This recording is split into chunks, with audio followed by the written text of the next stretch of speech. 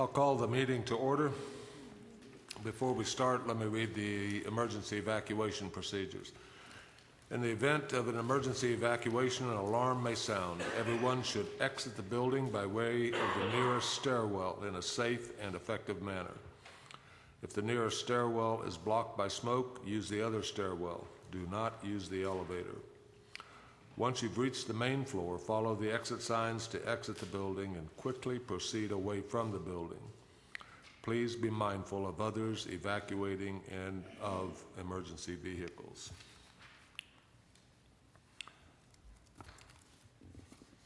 You had the minutes in your packets. Do we have any additions or corrections to the minutes of the March 26th regular meeting?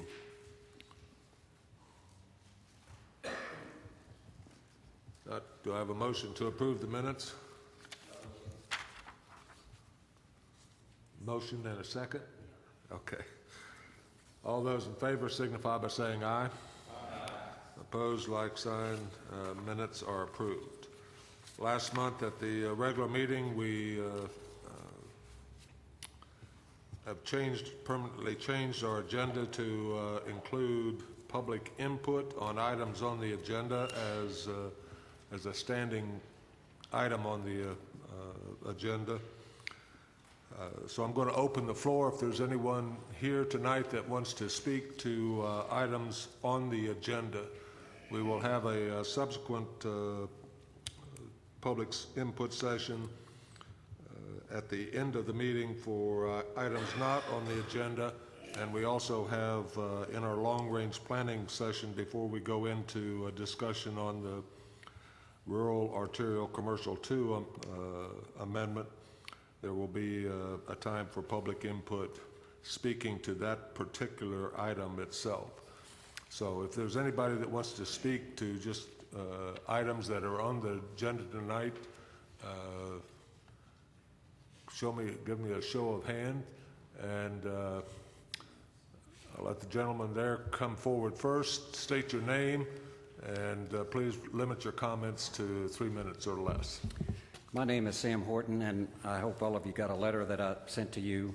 I attended the Zoning and Appeals Board meeting April the 2nd to voice my concern about a cell tower that's going up in my neighborhood.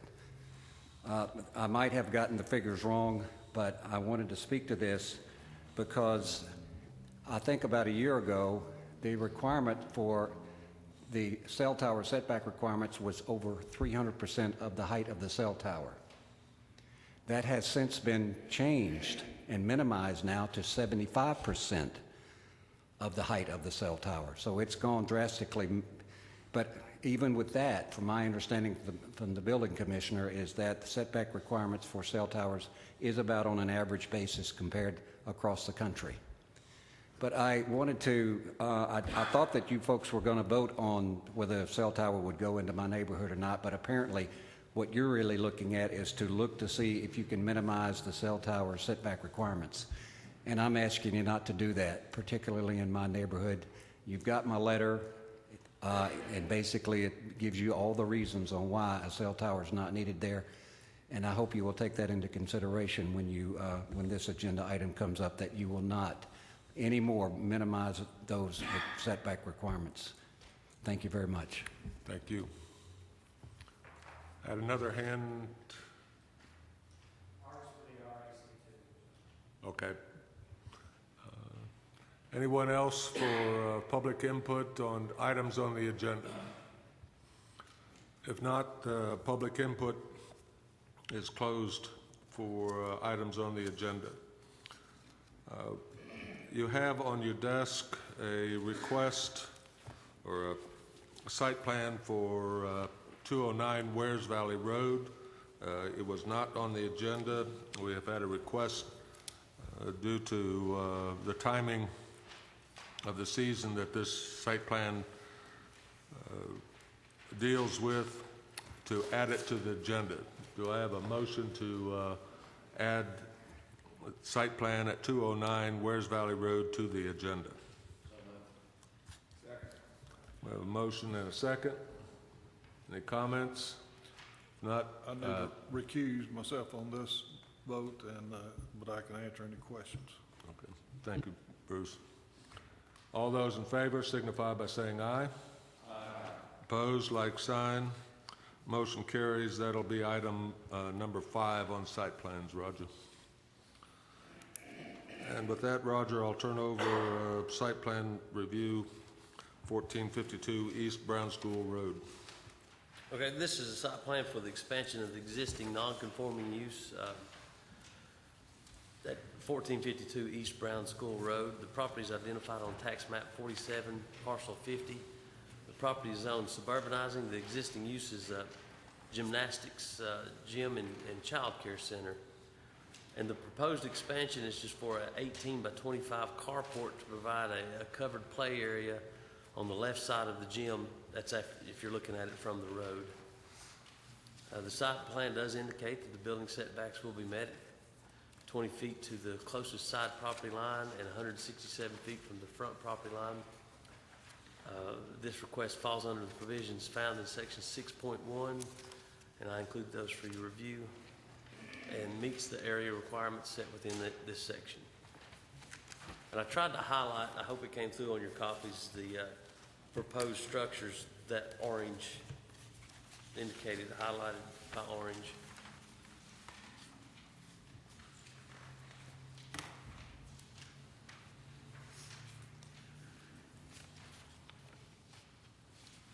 Do we have any questions or comments?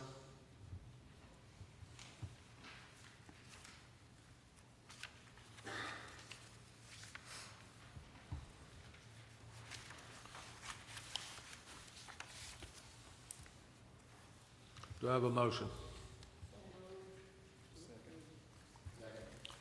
We have a motion and a second to approve the site plan as presented for 1452 East Brown School Road. If there's no comments, all those in favor signify by saying aye. Aye.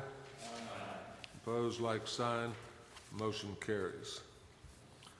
Roger, site plan 2645 Ella Joy Road. This is a similar request. The site plans for the expansion of an existing non-conforming use at 2645 Eljoy Road. The property is identified on tax map 40, parcel 64, and is zoned R1. The existing use is a mini storage building that was established prior to our zoning regulations. The proposed expansion is for 16 feet wide by 50 feet long storage building to be located just behind the existing unit. The property is over 15 acres and used for agricultural purposes and the mini storage business. There are other lot lines that are indicated in blue, but were owned by the applicant prior to the zoning regulations, and the existing storage building crosses over onto the larger portion of the farm. Section 6.1 below still is applicable to this request. And the only issue that I can see is with the site plan is that the side setback for the proposed structure will meet our minimum setback requirements. But for new commercial structures or new special exception requests, our regulations require 20 feet side setbacks. It's not clear to me in this situation if the minimum setback is sufficient or if the commercial setback is applicable upon reviewing sections 6.1A and B. If the latter is applicable, a variance would be required from the BZA.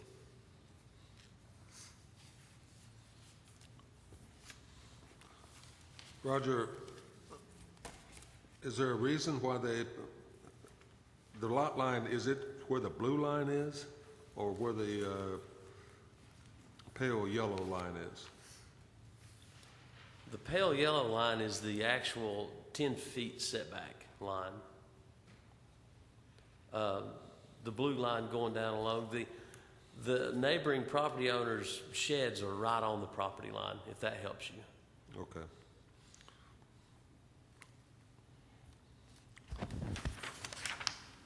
Is there some existing slab or something there that would prevent moving that building the additional 10 foot?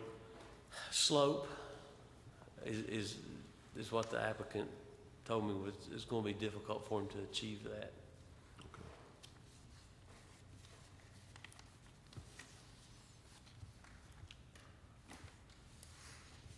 Okay. Any questions or comments?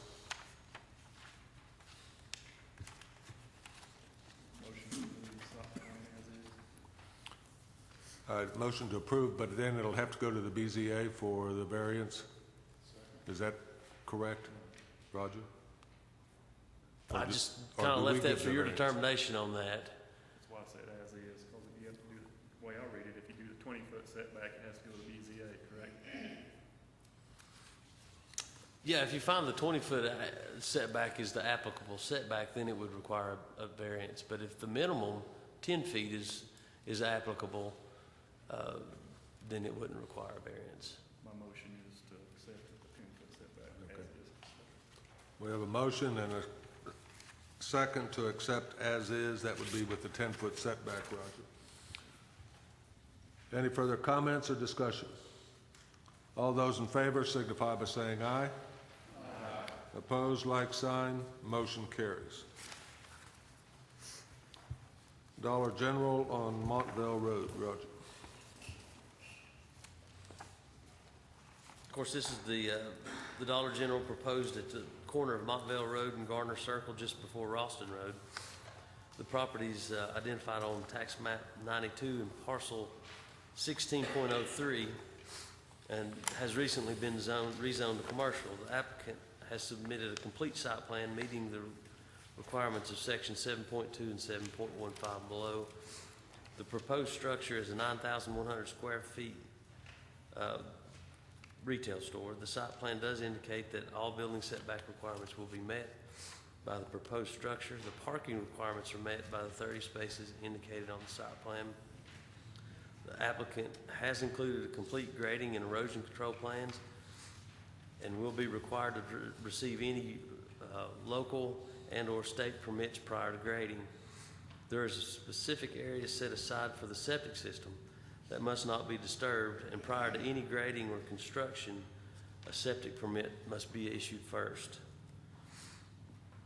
Section 7.15 provides our design criteria along with our lighting standards. It does appear that our requirements are met for the most part, but I do have a few points I'd like to mention and make clear, and things have changed a little bit, so I'll update you on those. The facade on the side of the building facing Garner Circle did not consist of 5% glass, but the copy that you guys got was an updated copy, and they have achieved that with the addition of the glass portion on the front end of that building. And according to my calculation, the 60 square feet is what they got. The front of the building achieves 8% glass, so it meets our requirements. The other two sides will be screened by a retaining wall and the final grade of the project. The rest of the design requirements are met by the use of changing building materials, changes in vertical planes, and changes in horizontal planes. The photometric plan indicates that there will be 0.1 foot candle spillover light at the property line in one area, and the rest will be at 0% spillover. Our requirements allow 0.8 foot candles at the property line.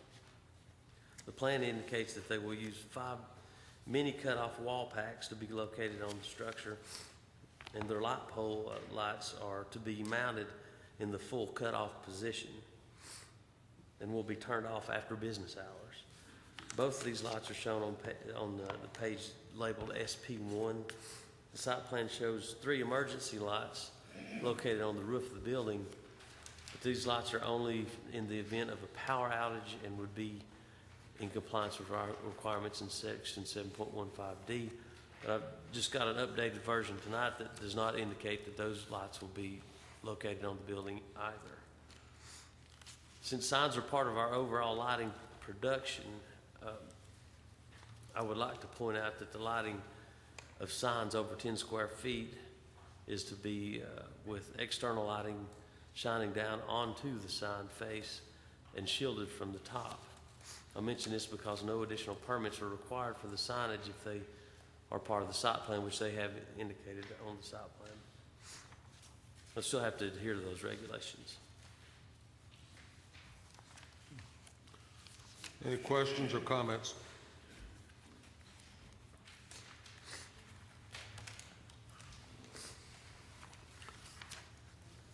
Bruce? I've got several questions of the engineer, if I could. Okay. Is there an engineer representing the site plan? Mr. Bogle's here. I think he can field those questions. My name is Boyd Bogle, and I'm an architect, but I'll try. Okay. Well, John tells me it's not a problem, but right off the entrance there, you got, for about 50 feet, you got about a 10% grade right off the edge of the pavement coming into the parking lot. That seems excessive to me, but he says that's okay. And on the Garner Circle side, you seem like to me that you've addressed the drainage pretty well, but on the Ralston Road side, you don't show a curve around that edge of pavement. And I don't know whether you intend it to be curved or not, but if it's just the edge of pavement, you just drops, looks like maybe a 2-to-1 or 4-to-1 slope right off the edge of pavement without showing a guardrail or anything. I don't know if that's what you, We would have a curb. it's not showing a curb there. I just was wondering, you gonna put a curb there? Yes, we would have a curb at the, around the parking area because we need to direct the water toward the detention area. Okay. And also from the north and the east there, you've got all of the water behind that retaining wall coming down to the Ralston Road into an existing ditch that goes into a 12-inch pipe. It seemed to me like you didn't address the drainage over there like you did the other side. We addressed the drainage that was contained within the so-called boundaries of the retaining wall that was around the building and the drainage that was in the, on the paved area. But what falls on the ground between the, to the right of the building, to the right of the retaining wall and Ralston Road, that is pretty much undisturbed, and we felt like that was going to percolate properly and there would not be that much water runoff on that small portion of the property. Our engineer did look at that, the civil engineer.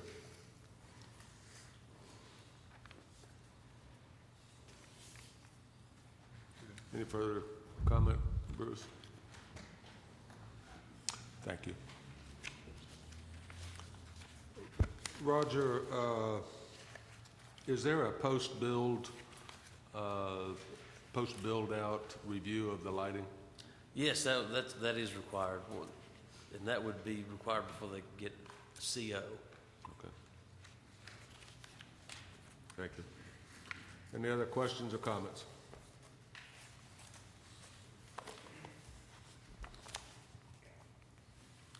Bruce, your light's still on.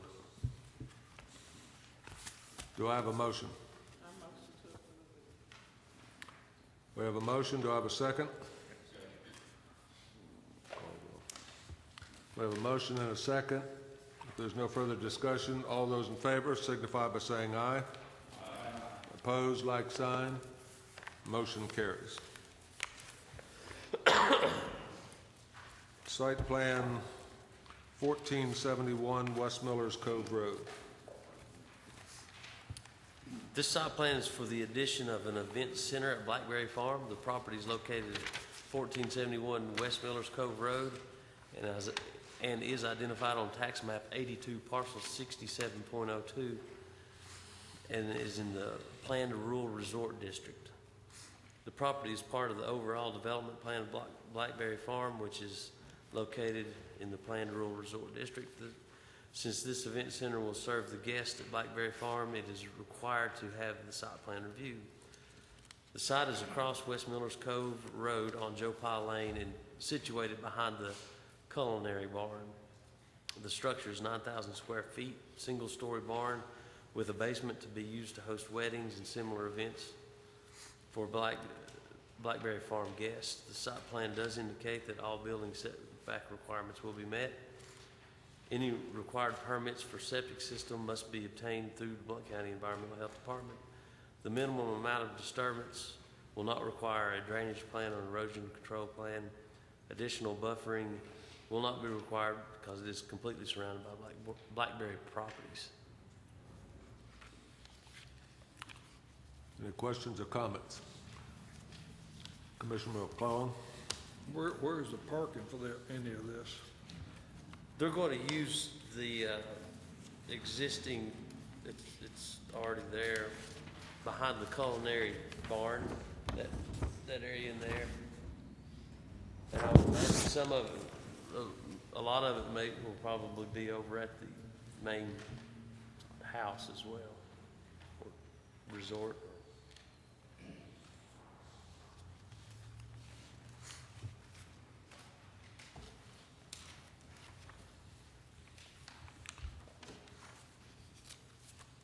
Any other questions? Comments? Do I have a motion? We have a motion and a second. If there's no further comments, all those in favor signify by saying aye. Aye. Opposed, like sign. Motion carries. Site plan at 209 Wares Valley Road. It's the site plans for a tube rental business to be located at 209 Wares Valley Road. The property is identified on tax map 97, parcel 12. The property is zone C commercial, and this use would be a permissible use within the zone. The site plan does indicate that all building setback, parking, and design criteria will be met by the proposed 2,496 square feet structure. Buffering will not be required due to all the abutting properties being zoned commercial, and some actually currently being used commercial. I have included a plat in this packet that shows this property being divided into two lots. That lot line has not yet been established, but I did include the plat since it was presented, and just FYI. The only concern I have with this site plan is the indicated parking area will be over the septic field in the reserve area. This can be an easy fix by moving the parking area in the front and to the right side that's looking from the road, to the left side and to the rear of the building. The range for the number of spaces, and this is based on similar use, I couldn't find a tube rental business in the parking standards, but it ranged from 7 to 60. So they've got a lot of room there to play with the parking. And that's according to the parking standards published by the American Planning Association. There's no indication of outdoor lighting on this site plan, so I assume there is none planned. Any sign for this location will be required to obtain a separate permit and meet our standards as found in section 7.5 of our zoning regulations. Questions or comments?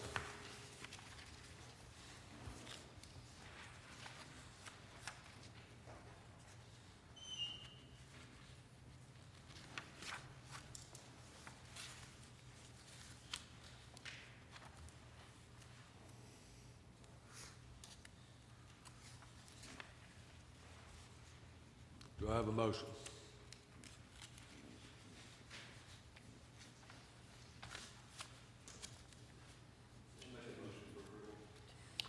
I have a motion for approval and a second. Any more comments, questions? Mr. Chairman, Yes. could we add to that, subject to, as long as we don't cover up the fill line with asphalt? With that recommendation. Okay. All right, the motion is to approve the site plan subject to modification of the parking not to cover the septic and field drain. Or duplication. Is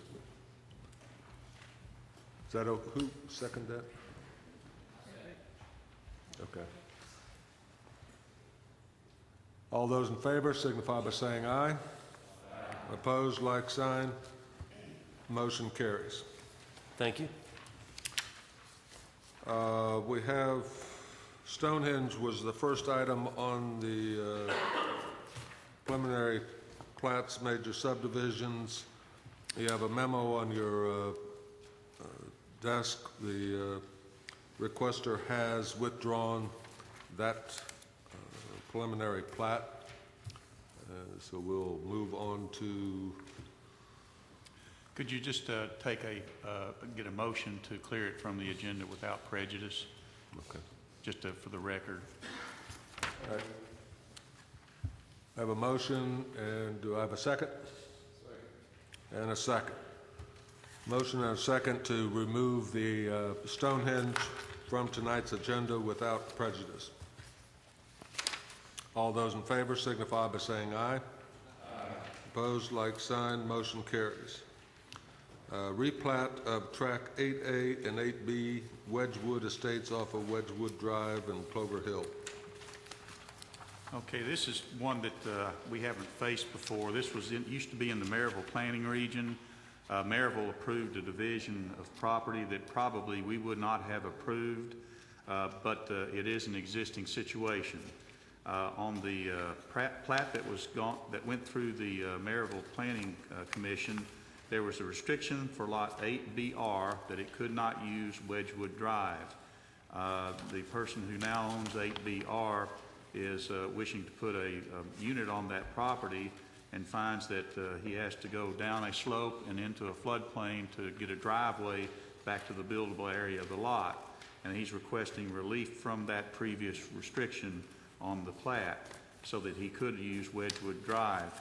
I provided him with a note that would relieve that restriction and place that lot onto the maintenance responsibility of Wedgewood Drive along with all the other tracks. This is kind of a situation that it's already there. The access would actually be a whole lot better off of Wedgewood Drive, and staff does not have any objection to lifting that restriction. Any questions or comments? John, do you have any idea why the restriction was originally put on there? I didn't get that clear. I think it was a matter that they have a limits on the number of lots off of a private easement, and of course that had, I think, 8 lots back there. And so to do the division, they said, well, that lot cannot come off the easement. They just said it was maxed out. Lot 8 AR would be the same number of lots off the easement. So they were just trying to turn that lot off. I couldn't get a clear answer on that one. Back that far, it's hard to get the institutional memory to work. Okay, so there's not a property, excuse me, there's not a property owners association that would have to approve the addition to that drive? Do you know if there's a property owners association? We have a person here that can represent the plat. That plat was approved without any planning commission review or signature on it. That was back when they were doing 5-acre tracts. So do you know if there's a property owners association for that subdivision? There is not a property owners association. But you still are bound by restrictions in your deeds, in the deeds on each property for maintenance of the driveway, right? The road? Yes, yes, sir. And this plat would put that on this lot also. That was my only concern because of... You won't find them on those old ones. It's very Okay. rare to find them. Okay. Any other questions or comments? Motion to approve replat. I have a motion and a second to approve the replat of track 8A and 8B at Wedgewood Estates off of Wedgewood Drive, allowing 8BR to access Wedgewood Drive. All those in favor signify by saying aye. Aye. Opposed, like sign. Motion carries. Thank you. Combination of 2 lots into 1 lot, 1R, Block 4, Cold Spring subdivision in Laurel Valley.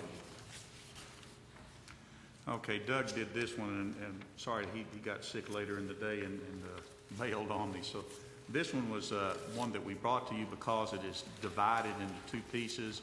Otherwise, we would have signed off on it administratively, but this is one that looked a little strange to us. We weren't sure if we had the authority to do it, so we're bringing it to you. We have done some divisions, and I don't know if we've done any combinations, but we have done some divisions across right-of-ways and across common areas in the past.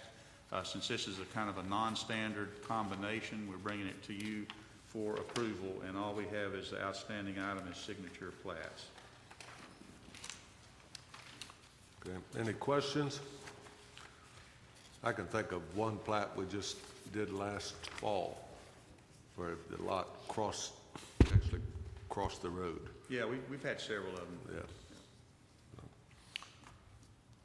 Any questions or comments? John's bringing it to us. They normally could approve this, but it's a combination that crosses a common area, so he's asking for our approval.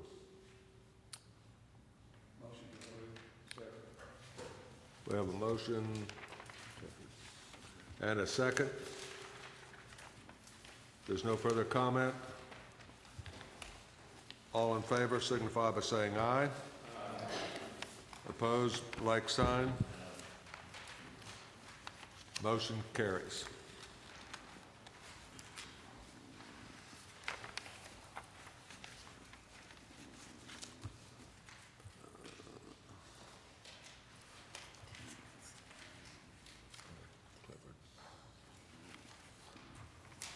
John, I guess that finishes plats, doesn't it?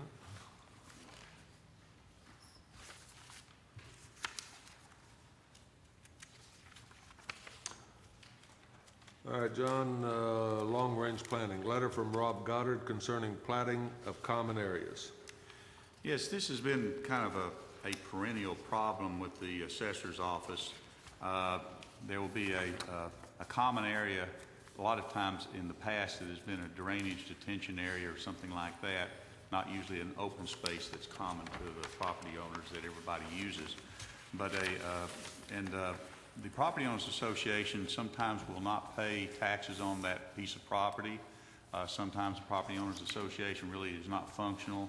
And so that piece of property, being a standalone piece of property with delinquent taxes, comes up for sale by the county, and somebody buys it, and there's a restriction on it, and you don't get much out of it, basically.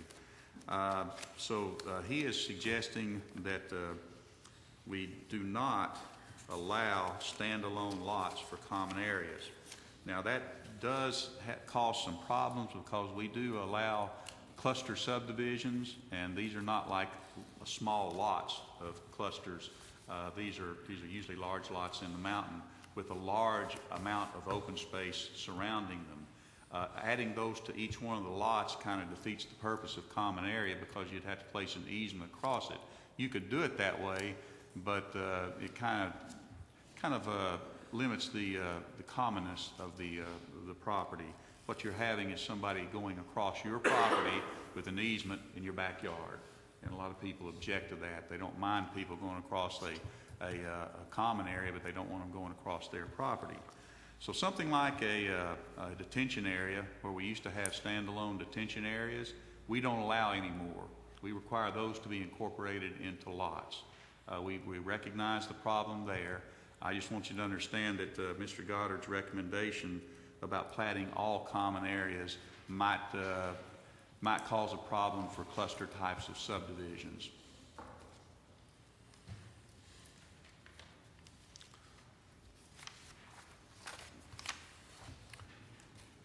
Commissioner French?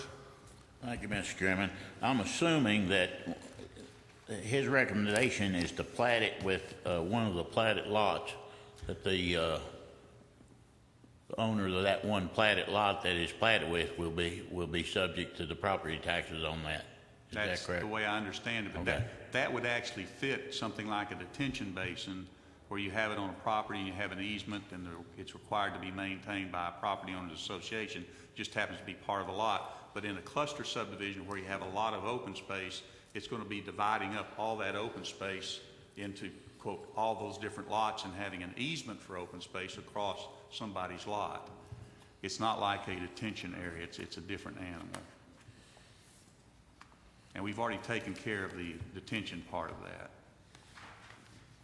John, you've been to my subdivision, and we've got a number of grass areas that are common areas. Mm-hmm. And you're saying that we would take those plots of grass area and assign them to one of the... You wouldn't do it retroactive. It would only be on new plats. Oh, He's talking about changing our regulations not to allow standalone common areas on new plats. Anything that was platted before is existing registered Okay. situation. Okay. Hey, John, the person that lot's platted to, would they be responsible for the maintenance and liability of what happens on that lot?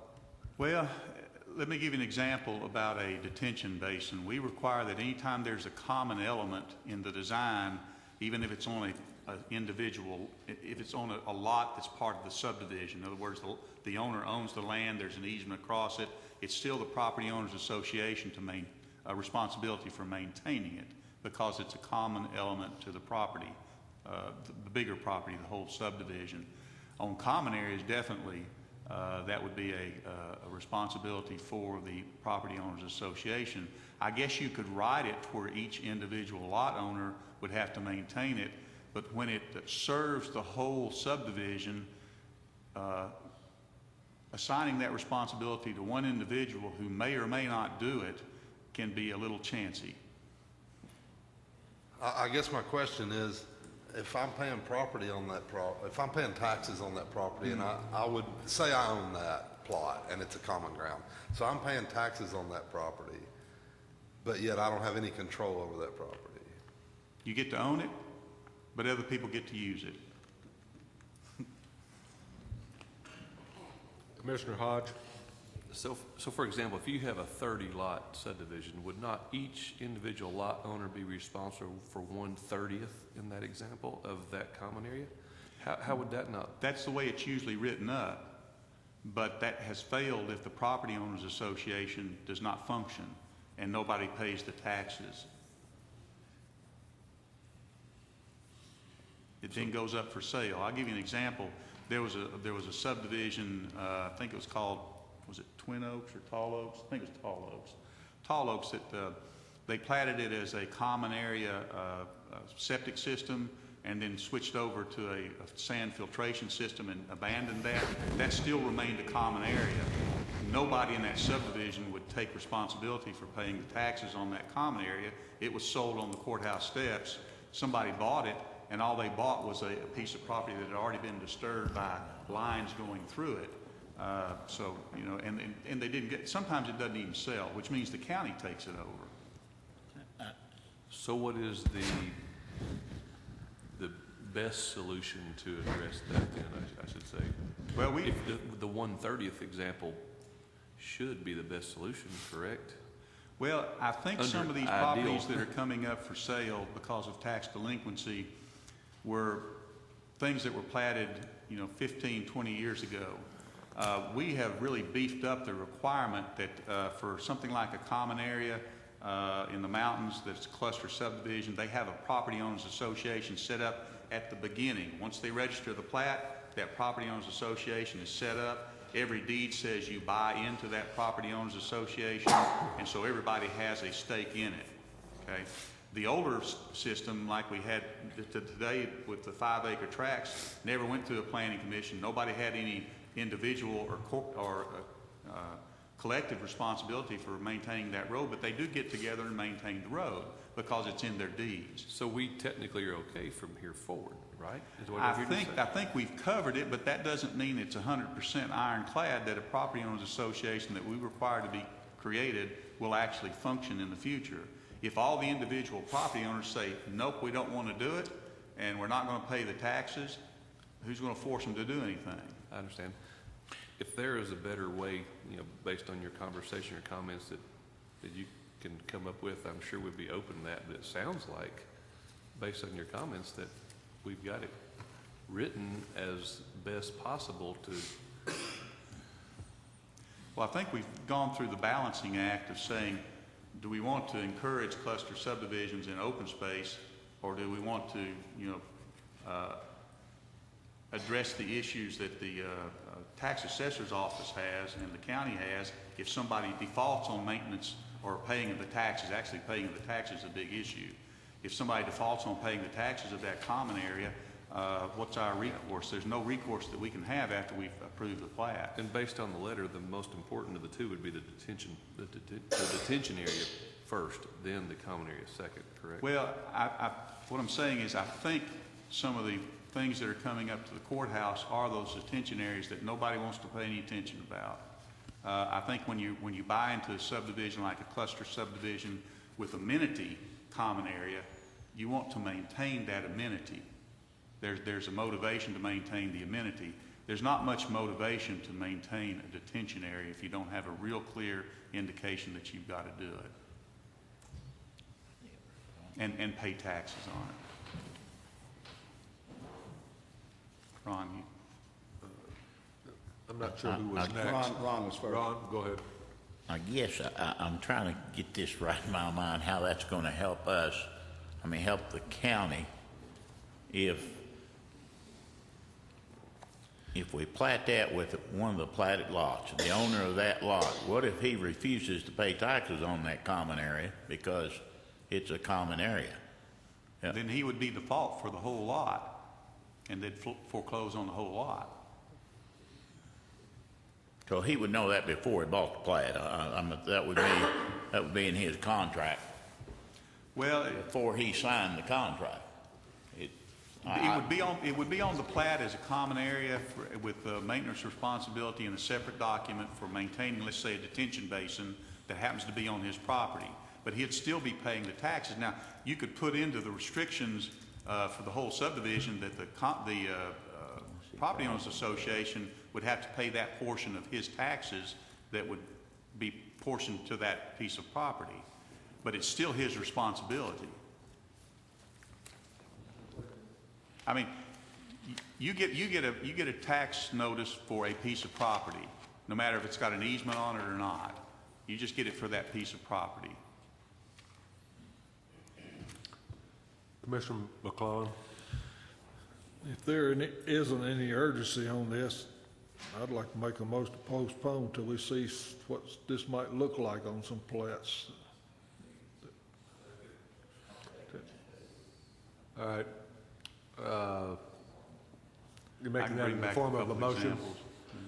Make that in the form of a motion, Bruce? Yes. Anybody have a second? And Ron? We're going to take this off the agenda for tonight. We'll bring it back. John, I think we're opening a can of worms, but unless you could, if you bring it back to us with some suggestions as to how we might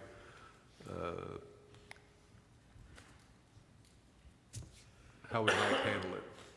But all those in favor of deferring further discussion on this until John has some more definitive input. And Bruce, I think you were asking us to even keep this in mind as we go forward, looking at plats to see what the impact might be. He's asking for a few examples of past plats, and I can provide those. Montville. I gave you one example, and I'm sure I could find a few others. Yeah. I just go to the trustee's office and find out what happened, what came up. As I remember, last month we had the one in Happy Valley there that's got a whole huge It's got a common area to it. large open space, and that's, so. All those in favor signify by saying aye. Aye. Opposed, like sign. Motion carries. Roger, I assume you're going to handle the request from Board of Zoning Appeals concerning setback requirements for telecommunication towers. Yes, thank you. Earlier this month, the BZA heard a request for a cellular tower at 2237 Big Springs Road. The requested tower not meet our setback or separation requirements from multiple property lines. The BZA made a motion to defer until next month, and part of that motion was for me to bring this issue back to the Planning Commission to see if there's any interest in further changes in our setback and or separation distance. We just, as Mr. Horton mentioned, we just went through this process last year. We used to be at the high end of our requirements, the 300% of the tower height, and now I'd say we fall in a happy medium. I didn't compare us nationwide, but I did compare us with several municipalities that were in that report that I provided to you. I'm not sure why that was part of the motion, but it was. There was a lot of talk about a lot more towers being interested in coming to the areas, so I think they got a little nervous on that. But anyway, it's not going to help them make the decision on, or it's not going to have any bearing on the application that's before them, because they have to act on that one within 60 days. So they have to act on it regardless of what happens. So they were just wanting to see what your interest level was on any possible changes, further changes to those setback requirements. Okay. We spent a lot of time researching that with your help, and I think at the time, we all felt very comfortable with what we'd come up with, and I personally don't have any interest in revisiting that. Commissioner French? Commissioner Riley, you took the words right out of my mouth. I'll reiterate what you just said. I think we've got them where we want them, and I think that makes a statement there. Any other comments? Could I have that in form of a motion? I move that we leave the regulations right where they are. Okay. Second. And a second. All those in favor signify by saying aye. Aye. Opposed, like sign. Motion carries. Thank you. I'll report that back. Thank you, Roger.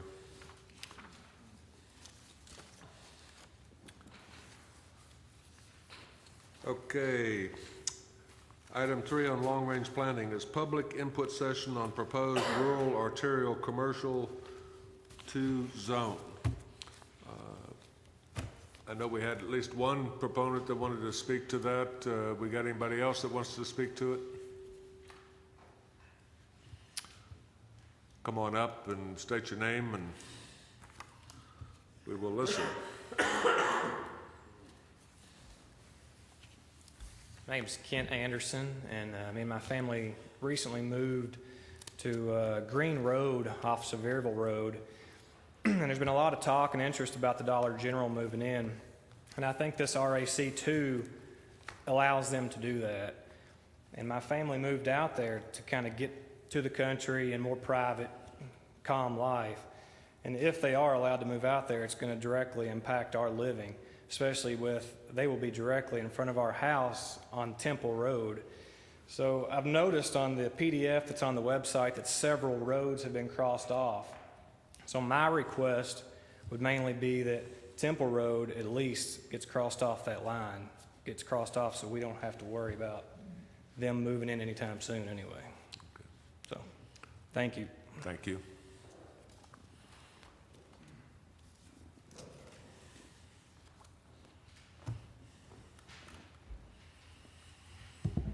Good evening. I'm Doug Gamble. I live on Sevierville Road, about halfway between Washington Street and Chapman Highway. I've lived there for 30 years. I moved there on purpose, like the gentleman who just spoke. My intent was to live in the country. It's about 7 miles to each of 2 Krogers from where I live. That seems to me close enough to anything I need. I want to talk about traffic for a second, and I urge those of you who don't travel Sevierville Road to do so. I know Mr. French knows what it's like, and some of the rest of you I know do too. But if you haven't driven it, please do before you make any final decisions about this question. The traffic is supposed to be regulated at 45 miles an hour. If you go 45 miles an hour, you will be tailgated, cussed, bumped, and otherwise harassed for not going fast enough. The functional speed limit is about 55. It's 2 lanes, it's narrow, it's curvy, it's dangerous. And I would urge you to take a look at it. Now, the distance between for the urban growth boundary on Sevierville Road from the Little River to Chapman, to the Sevier County line is about 10 miles. So one of the things that I wanted to speak to is the proposal that there be up to 7 intersections that would be designated as eligible for commercial development. I think that's just way too many. 7 intersections in 10 miles for the purpose of providing some commercial access for people in the country.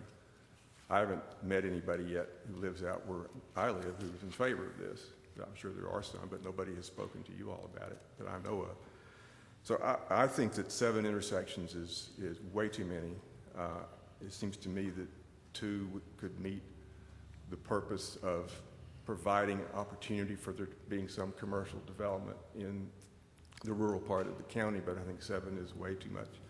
And don't forget that if you do this and you say, well, there won't be 7 now, 5, 10, 15 years from now, you could have 7 pretty fully developed intersections in 10 miles on a curvy road for which there are no plans in TDOT's scheme to do improvements for 20 or 30 years.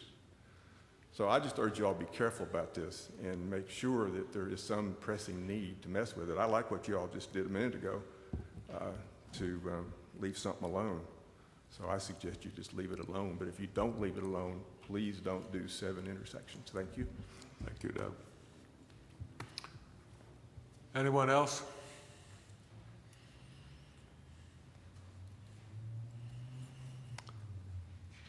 If not, we'll open up the floor for discussion. John, you can go through the document you have presented to us.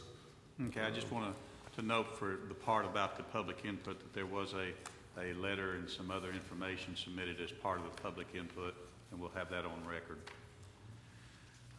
For my part, I have you'd asked me to come back with some suggested changes to the wording of the proposed amendment. This, by the way, came back as a referral from the County Commission, so I think it's incumbent on us to take a look at what might be changed to get it back to them. Do you want me to go through this point by point, or do you want to just ask me some questions? I provided you with highlighted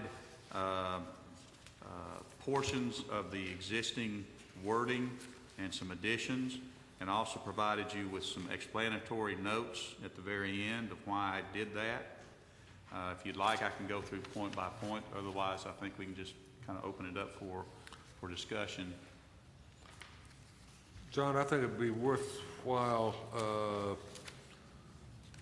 to at least just hit the high point on each of those pages as to your cross-throughs and then the yellows and the blues. Okay. Well, I'd start on page 3 at first paragraph, and the cross-out and the additional wording is really just for clarification. There was some confusion on what we meant by 2-lane cross-section and so forth, and I just put it in basically whatever we listed would be what was listed and deemed appropriate for limited commercial development.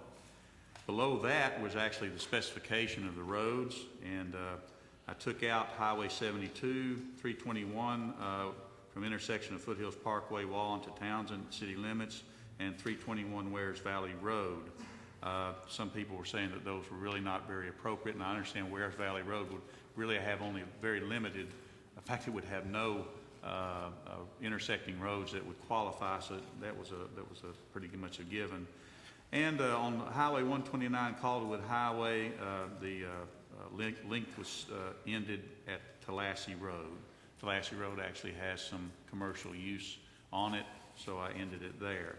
So we actually have 2 arterial roads that are now identified with the suggested changes. Do we want to discuss, just kind of interrupt me if you want to discuss any of that. Commissioner French. Thank you, Mr. Chairman. I want to talk about Highway 411 North. My feeling is that we should limit commercial development to those intersections that have existing commercial development right now. If we do that along Highway 411 North, that's going to leave Hinkle Road and Keener Road intersections, Doc Norton Road, and Temple Road. That'll leave three intersections, and they're fairly evenly spaced out to where it'll serve each end of Highway 411, and there's one pretty much in the center, maybe a little farther this way towards center, but That's my recommendation for Highway 411. I travel that one every day, and I think if we limit it to those three intersections, I think we can live with that. Okay. Thank you, Commissioner French. Jerry? Just a comment. Normally, when we talk about controversial things like ridgetop development and campgrounds and things, I get calls on both sides of the issue. I'll have to tell you that nobody has contacted me in favor of this proposal. In fact, they may not have been paying attention, but whatever the story was in the paper last month, it got their attention. And people have been calling me, they've been emailing me. Some of my neighbors in the subdivision won't talk to me. And then they call this the Dollar General Amendment. And so nobody has contacted me in favor of any of it. Just a comment.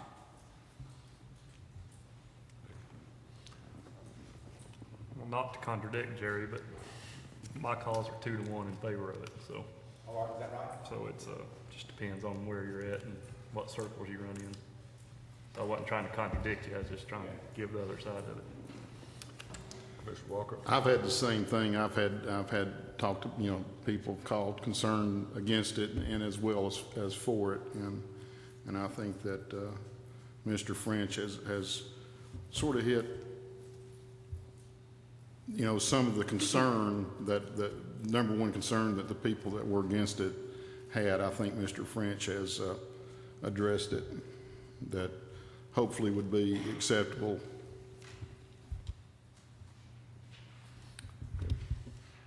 Thank you. John? Well, we've addressed Highway 411 North, but we haven't addressed Caldwell Highway.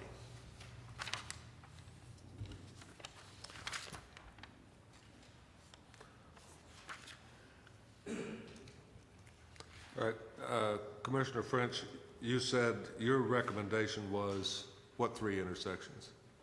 Hinkle, Keener intersection, Doc Norton intersection, and Temple Road intersection, because there's already existing. Could you punch your mic on? Sorry. Hinkle, Keener, Doc Norton Road, and Temple Road, and my reasoning is there is already existing commercial activity at these 3 intersections.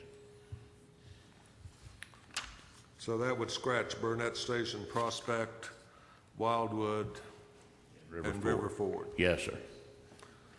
Is that a consensus? No? Commissioner McClellan? I'm going to oppose any change until the infrastructures can handle it, so I'll just oppose anything changing. Commissioner Caldwell? I was going to say leave it with these 7. No changes to the road. Okay, we've got conflicting opinions. John, keep going and we'll come back to it. Well, okay, let's go up to page 3 again, the paragraph before Highway 411 North, because it did have some changes there, and we'll just go in sequence then beyond that. The blue lined areas, or blue line portions, have the extent of the zone around the intersections, 300 feet perpendicular away from the right-of-way of the arterial roads, and 500 feet laterally from the intersections. I did some calculations. Our minimum lot size for new subdivision along the arterial road like that is 150 feet. So to get 3 lots, you could actually reduce that 500 feet laterally down to 450 feet. You'd still get 3 lots laterally away from the intersection, and the perpendicular 350 could be reduced to 300, because if you do 150 feet by 300, you're getting an acre. So that was the minimum you're talking about there. So you could reduce those 2 numbers. Now, you wanted me to come back with some options on it. I've come back with some options that are still consistent with what we had to begin with. Other than that, I've had some suggestions that we only have it 1 lot off the intersection, and that's a cluster still, and it might work. I'm not sure. That really kind of limits everything. I was looking at a little bit more expansive possibility, because if you have a house on the intersection and you still want to have a cluster out in that area, you're going to have a cluster with some houses involved. You don't have to have a pure commercial zone. So those numbers are up for discussion.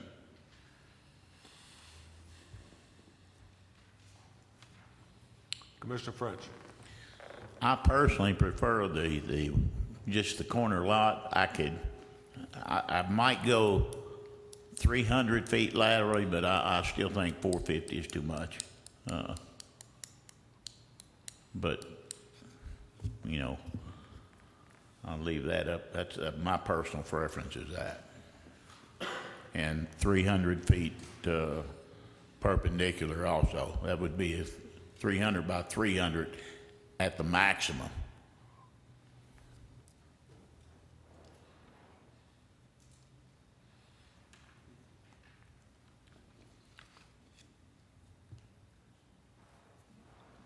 All right, John, the way the language is written there, the 350 is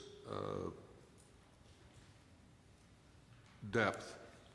Depth off perpendicular off the arterial. And the 500 feet is the property could begin 500 feet from an intersection. Yes. That would be the end mark of the last piece of property, and it'd have to go then back. You'd have to develop back towards the intersection. You could not go beyond that. Okay, so that is the extreme. That's the extreme, yeah. And Ron, you're suggesting no more than 450 or 400? 350. I'm suggesting 300 laterally. 300. That'd be basically 2 lots. That'd be based 2 lots. Yeah. Of new subdivision, if it's an existing, and I'll get to that a little bit Yeah. later, there are existing situations out There there. are. So you might have actually a cluster of a little bit smaller lots that are already existing. Yes, sir.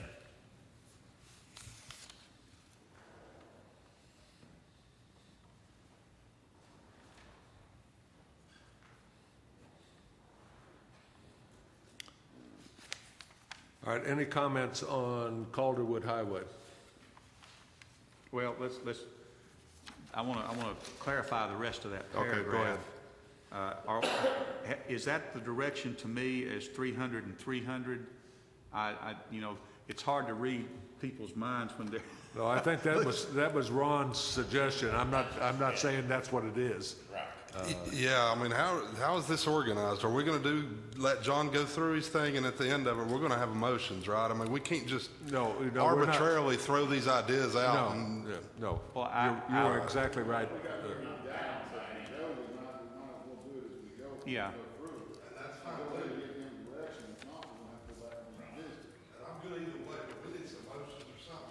And I agree, and I intend to come back and ask for motions because I've already got conflicting input.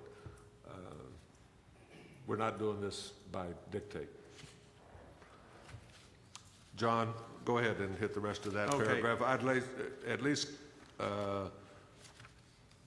cover that paragraph, and we'll see if there's any input on Calderwood Highway, and then I want to back up and we'll make the modifications. Okay, I would suggest that the last 4 lines, or last 3 and a quarter line, or 3 1/3 line there, the intersecting roads having characteristics, we're not actually addressing too much of the characteristics. I think it's characteristics that already have established commercial development. So we would not be addressing major and minor arterial roads according to the major road plan. We'd just be saying any intersection that had existing commercial use based on Mr. French's suggestion for limiting it to Hinkle and Keener Road intersection and Doc Norton and Temple. Now on Calderwood Highway, Old Miles Ferry Road, I don't think at that intersection has any commercial. Huffstetler Road, I cannot recall. I think one corner actually has a commercial across the street. Okay, so that probably would fall off. Mount Carmel Lane is really a small little lane, but it actually has commercial there. Brick Mill Road and 6 Mile Road intersection has commercial, and Tallahassee Road intersection has commercial. So I think you... That's down Tallahassee. Huh? It actually curves around. It's got two intersections. It's a loop. Yeah. Well, just a comment I would make, that would be consistent if we were to follow the thought process that Commissioner French had about existing commercials. I would think that would be businesslike on our part to follow that same process. So it would basically be Mount Carmel Road, Brick Mill Road, and Tallahassee Road.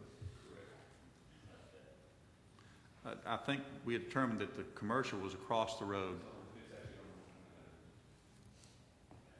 It tees in, so it's across the road. It wouldn't be on that side. I don't recall anything on that side.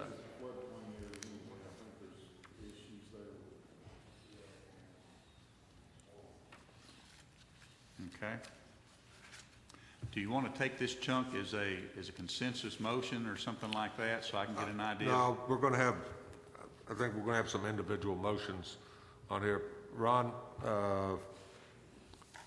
I would suggest you make a motion. I move that on the two arterial roads in question, Highway 411 North from Maryville to the Sevier County line, and on Highway 129, that we limit the RAC2 commercial zone to the intersections that have existing commercial development on them. That is my motion. All right. Is that all you want? You don't want to specify the intersections?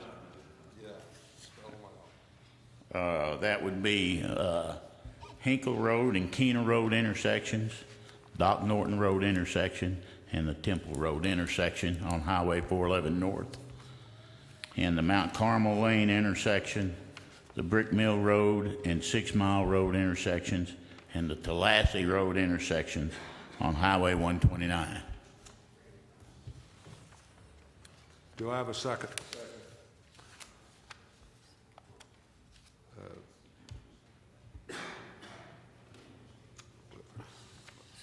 All right, all those in favor? I'm sorry, Commissioner Hedrick, Well, speak to it.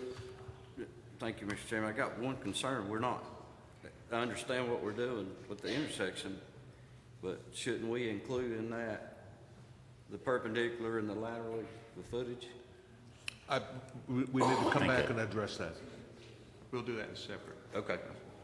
I wanted to get the intersections identified, and then we'll talk about distances, because we need to, and we also need to affirm or ask John to remove the strikeouts. I mean, we need to have a motion given back to John on what he's already struck above. So we're voting right now just on the intersections, as stated by Commissioner French. All those in favor signify by saying aye. Aye. Opposed? No. Roll call.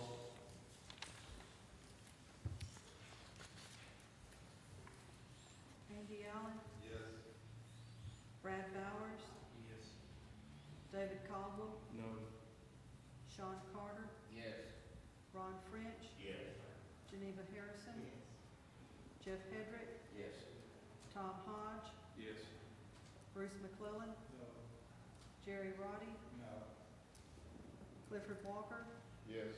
Ed Stuckey? Yes. Nine yes. 3 no. All right. The intersections are limited to those 6 that we have just identified where there is existing business. Commissioner Allen? I was just asking, were you accepting another motion, or are we? We can have, yes? I'll make a motion that we accept pages 1, 2, and 3 with that amendment in it per John's editing. Could I clarify? I think you need to take out on the paragraph above the Highway 411 North list, you need to strike out either being collector status roads as identified on the major road plan or other roads that, So it would read as follows: the intersecting roads having characteristic of already having established commercial development. In other words, you're not doing a criteria based on collector.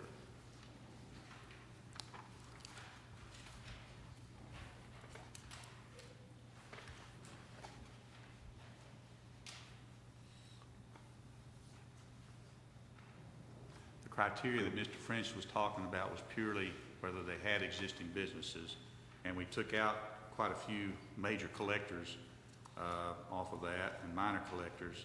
So striking out that characteristics of being collector status roads as identified on the major road plan is really, it just wouldn't be applicable.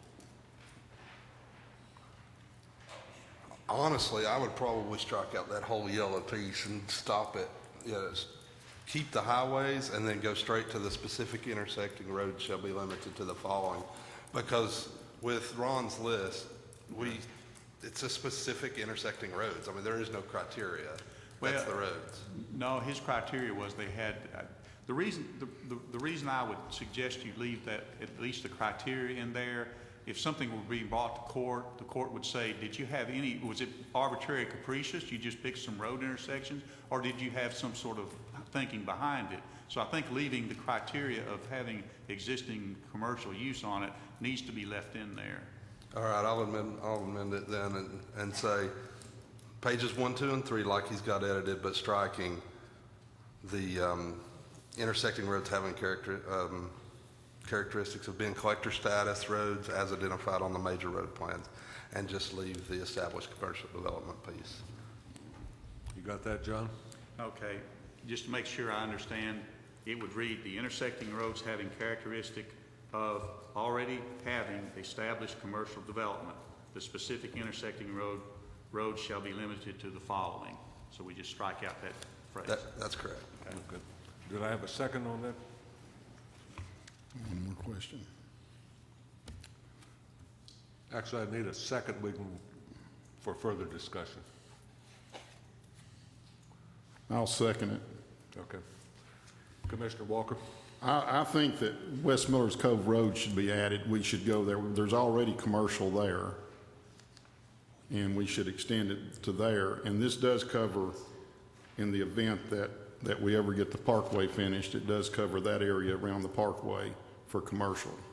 Or is that something that would need to be addressed at a later time? Well, we'd have to then add the Highway 321 from intersection with Foothills Parkway wall into towns and city limits, and have, you're talking about West or East Miller, West Miller's Cove. West Miller's Cove, yeah, it does have that storage unit there. So you would add 321 from intersection of Foothills Parkway wall into towns and city limits, and have the only intersection being West Miller's Cove.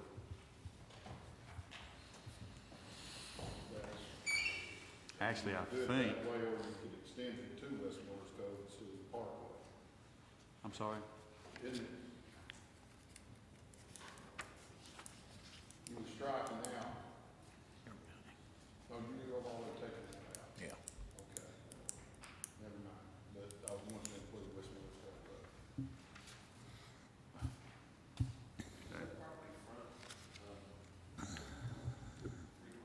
The commercial is, you access it off of West Miller's. Correct, as long as you have the frontage on 321, I think that would be the most important. You can't limit your access to it. Well, they actually entered the commercial property on West Miller's Cove Road. Front. Oh, turn your mics on. I look at that as 321 commercial property, that's just the access. I look at that completely different. Would that be correct, John? I'm sorry, I'm not following the conversation. That example, that's at the corner of 321 and West Miller's Cove Road, it has the road, that commercial property fronts 321. Well, but it doesn't access 321, it actually accesses off of West Miller's Cove. Well, that's because if I think it's more of a topography issue, which would be understandable, and the safety would be smarter. Mm-hmm. I wouldn't think that would have to be falling into here. I think that would be more of Well, yeah. you've got property on the other side of the road that would be subject to this too then. Keep that in mind. In fact, from, let's see, Foothills Parkway. I think as we go forward, the most important thing is that you can always add and grow this versus having it big and trying to say, hey, we should have drawn it back. I think it's much more a responsible perspective to take it in the way we're approaching it. Commissioner French, did you want to add to that? No, I want a question on Mr. Allen's motion on 1, 2, and 3. 2 and 3, and I assume you include half of 4 since it's got the roads on it, but. The whole 4, actually, yeah. Okay. My question is, are you accepting 1, 2, 3, and 4 with the change in the perpendicular and the lateral to 300 feet, or are you going to leave it? Commissioner French, I would suggest we come back to that. That does not. We can. It's on page 3. This is, yeah, he's right. It's in the motion. It's in the motion. And yes, it's accepted as written. As written. The way 400 the motion stands right now. 450. You want to amend that motion, Yeah. wear it out, but the way the motion stands, Okay. it's as written. I would like to amend that motion. That was my question to, I would like to amend that motion to 300 feet perpendicular and 300 feet laterally instead of 450 and 500. I'll second the amendment. All right, so we have a motion that has been amended I need the original second to agree to that. What did we do? We've incorporated the 300, 300 into the modifications on page 1, 2, 3. Mr. Stuckey, Yes. we've got a motion and a second on the amendment. Can we vote on the amendment and then we can vote on the motion? Okay, thank you. We have a motion and a second to amend the motion to 300, 300. All those in favor signify by saying aye. Aye. Opposed, like sign. No. Roll call. Andy Allen. Yes. Brad Bowers. Yes. David Caldwell. No. Sean Carter. Yes. Ron French. Yes.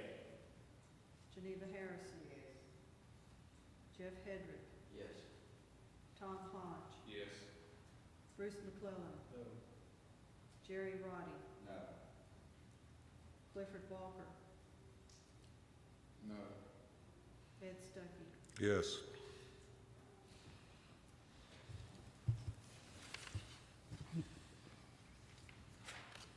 Yes, 4 no. All right, the amendment carries.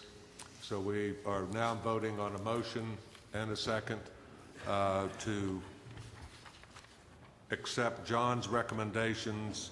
That's basically the strikeouts and the modification to the second full paragraph on page 3 and the specific intersections of Hinkle-Kenner, Doc Norton, Temple Road, Mount Carmel Lane, Brick Mill, and Tallahassee Road intersections.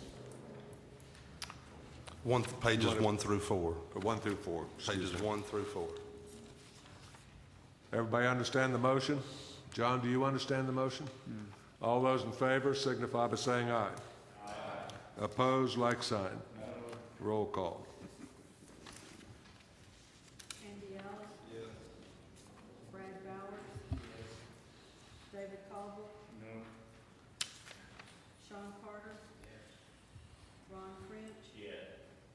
Geneva Harrison. Jeff Hedrick. Yes. Tom Hodge. Yes. Bruce McClellan. No. Jerry Roddy. No. Clifford Walker. Yes. Ed Stuckey. Yes.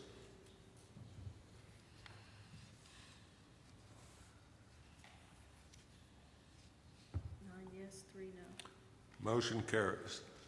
John, we're at page 5. Okay. On page 5 at the top, I've got some strikeout. The reason for that is that it really is not going to change the situation in the existing rural areas. For somebody to come in and ask for a rezoning to commercial and then put an institutional use on it doesn't make much sense anyway. So I'm just suggesting you strike that whole institutional and governmental uses. And what spurred that was a person that came from one of the churches saying, well, if I'm zoned commercial, am I limited to 10,000 square feet?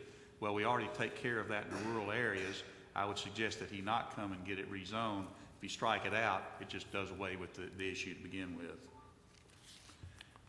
For the other uses, I had one call about the light industrial use for agricultural-oriented commercial or light industrial uses. We went through a long controversy down 411 South on whether we should include industrial uses in the commercial zones. And I think the consensus then was no. This was actually lifted from, I think, Loudoun County regulations, and it just came through verbatim.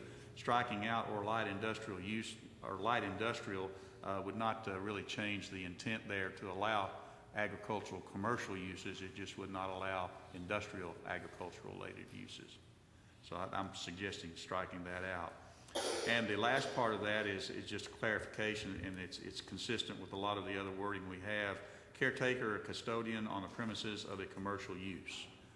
In other words, you could actually have a commercial use and allow a custodian to live on the property.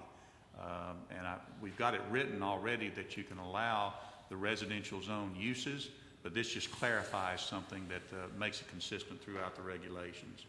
Down at the bottom of the page, I've clarified this because I had to rethink it a little bit on the minimum lot size and density. The minimum lot size for any new division of land, and that's clarification, shall be 1 acre. And the reason I did that is because there are several properties that are less than that. Our old subdivision regulations allowed down to 20,000 square feet. Our new regulations allow 30,000 square feet, and we now have a standard of 1 acre for new divisions. So you've got to recognize some of the older divisions that might occur along these intersections. So that's why I've changed all of that. I changed the coverage of all buildings from 40% to 25%.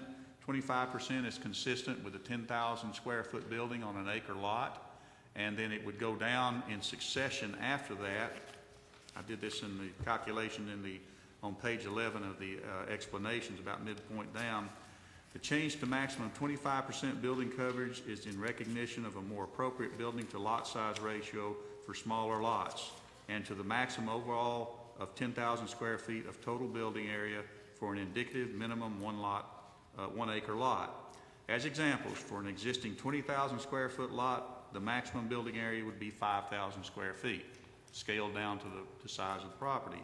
Similarly, for a 30,000 square foot lot, it would be 7,500 square feet, and for an acre, it'd be 10,000. So you've still got an upper limit, but you've got it scaled to the size of the lot. So that's why I changed the wording there.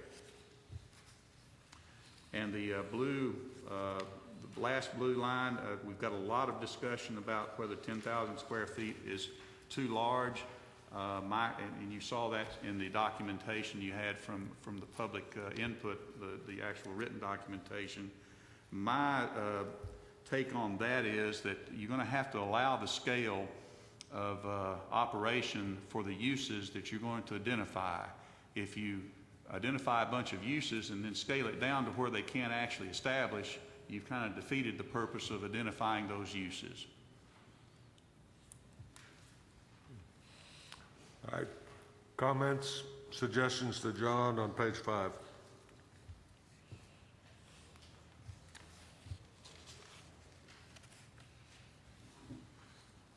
Just a comment, John. I think that's an excellent scale you've come up with. I appreciate the time you put into that. But I think that I kind of like that. I appreciate you doing that. Okay.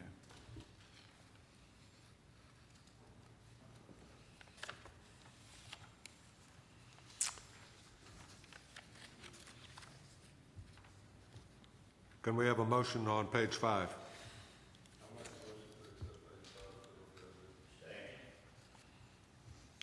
Any further discussion? All those in favor signify by saying aye. Aye. Opposed, like sign. Roll call. Andy Allen? Yes. Brad Bowers? Yes. David Caldwell? Yes. Sean Carter? Yes. Ron French? Yes. Geneva Harrison? Jeff Hedrick? Yes. Tom Hodge? Yes. Bruce McClellan? No. Jerry Roddy? No. Clifford Walker? Yes. Ed Stuckey? Yes. 10 yes, 2 no. Motion carries. John, page 6. Okay. Get into some areas that we might need some discussion, and there was a lot of discussion that came to me, and I'm sure came to you over the phone about the design of the buildings. I want to make one point on the design of the buildings. I did a little more research, and I meant to bring it with me. For some reason, I left it at the office. But the design criteria that was in the written memo or letter from Skinner, Gamble, Templeton, Hahn, and Hamby mentions Louisville, and it doesn't quote the Louisville zoning regulations. It quotes, I believe, the design criteria. Is that correct? Design criteria. There's a quirk in state law that gives the municipalities a right to do that, adopt design criteria and have design review committees, and doesn't lend itself to a direct adoption by a county. In other words, there's not a direct grant of authority for the county to do the same thing. It's kind of a quirk of the County Powers Act that grants some limited municipal authorities to the county, but does not grant them all the municipal authorities, and that's one of them that wasn't granted.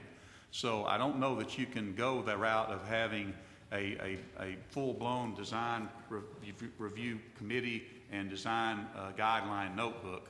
I think we'd need to send that to the attorney for the county mayor and ask him for his opinion on the legality of actually adopting something like that. However, you could adopt more than you've got in your existing zoning.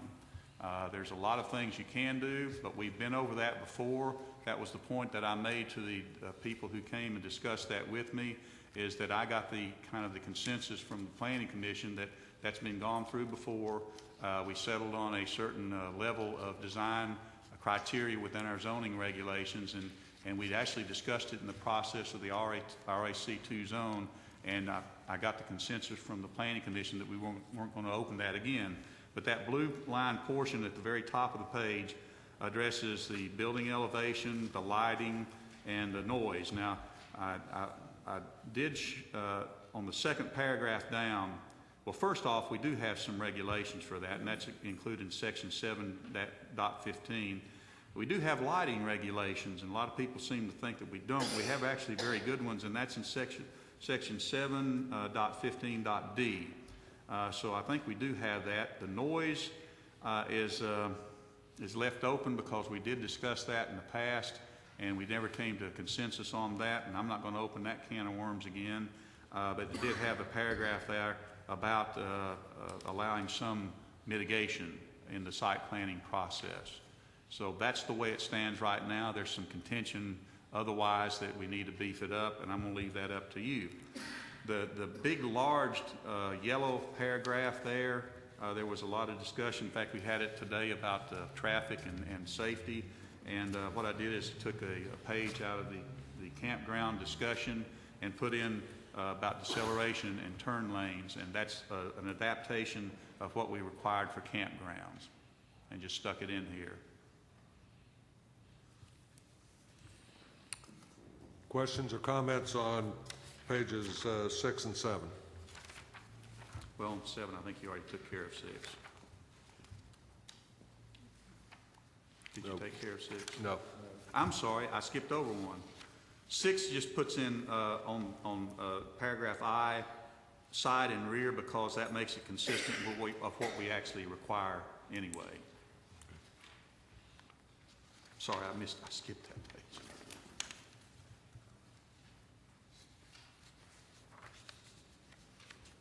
Questions, comments, 6, 7, and really there's, well, let's hit 6 and 7. Yeah, there's nothing else after that I'm suggesting. Just one question. John, if we approve 6 and 7, and can you go to the county attorney and ask him about the city, the municipality regulation where it might adjust? We can go ahead and pass this, but we can change this in the future and change some of the design criteria if we... For design review? Right, for design review. Well, to get a full-blown design review, I think you have to have authority. Given that the state legislature gave it to the municipalities and left it silent for the counties, I think the presumption there is that they meant it to be just for municipalities. You would have to go through some other power that you have for general regulatory adoption, and zoning is one of those, but I think you can't cram the whole thing into zoning. That's the point I'm making. My suggestion would be that the county attorney or the attorney for the county mayor review whether that portion of the Municipal Powers Act actually could apply to the county. I don't think it does, quite frankly. Commissioner Allen? I like the design review idea, but the RAC2 zone is not where we need to implement that. We need to implement that in zoning, not in this one specific little thing, if we're going to do that. So All right, do I have a motion on 6, 7? Motion to accept pages 6 and 7, well, the rest of the pages actually, per John's editing. Okay. We have a second. John, do you understand? When you get the final vote on this, I understand.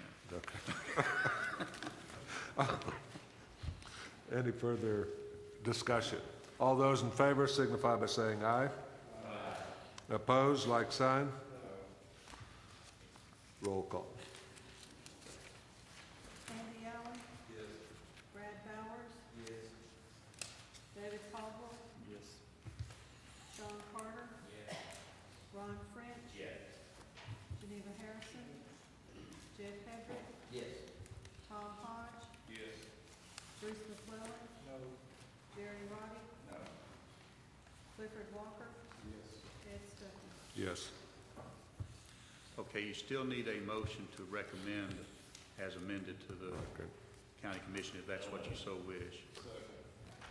We have a motion and a second for John to polish these changes off and to submit it, move it on to the county commission for their consideration. All those in favor signify by saying aye. Aye. Opposed, like sign. Roll call. Andy Allen? Yes. Brad Bowers? Yes. David Caldwell? No. Sean Carter? Yes. Ron French? Yes. Geneva Harrison? Jeff Hedrick? Yes. Tom Hodge? Yes. Bruce McClellan? No. Jerry Roddy? No. Clifford Walker? Yes. Ed Stuckey? Yes. 9 yes, 3 Motion carries. The next step will go on to the county commission. John, thank you for your efforts. For those of the public that gave input, thank you much for taking the time, particularly for putting it down in writing and getting it to us, but thank you for being here tonight and contributing to the process. And gentlemen, thank you for your perseverance as I put you through the ringer. John, it's in your hands now to move it forward. Do you have anything else for staff reports? Nothing else from staff. All right. I don't believe we don't have any other unfinished business, other new business. Public input on items not on the agenda. Anyone wish to speak for the good of the public to the Planning Commission tonight? If not, the meeting is adjourned.